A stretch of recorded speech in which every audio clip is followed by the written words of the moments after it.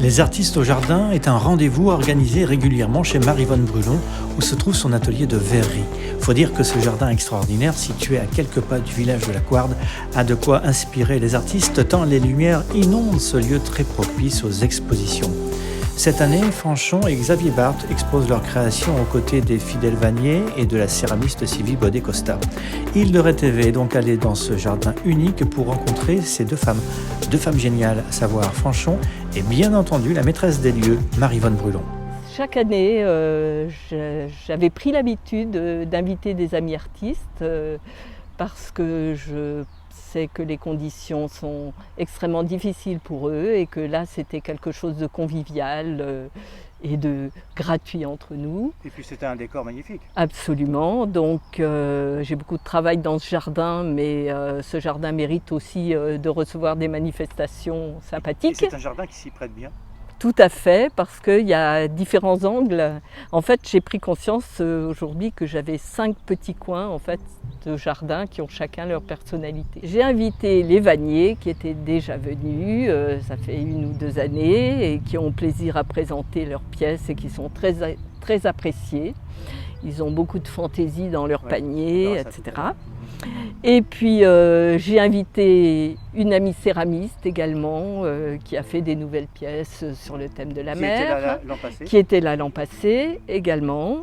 Et j'ai invité 2 Couardais, Fanchon, qui fait des toiles très colorées, qui vont très bien, qui contrastent très bien dans le jardin. Je pense que c'est un endroit extraordinaire pour que ces toiles soient vraiment mises en valeur. Oui, tout à fait, en particulier celle du fond que vous avez bien aimée.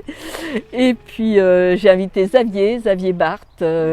Ses sculptures sont aussi très intéressantes. Fin de journée, il y a un peu moins d'ombre portée. Ce que j'aime, c'est que quand c'est posé dans un jardin comme ça varie au cours de la journée en fonction des éclairages. Et la pièce est vraiment mise en valeur. Elle est très mise en valeur, mais en même temps très surprenante. Les reportages d'Île de Rétévé. Ce qui me plaît, c'est la lumière. Il y a souvent des très très belles lumières, le matin, le soir. Même écrasé par la chaleur, de temps en temps, il y a des belles lumières. Il y a une faune assez extraordinaire, beaucoup d'oiseaux, mais pas que. Une flore aussi. Il y a des pavots, j'en ai dans mon jardin.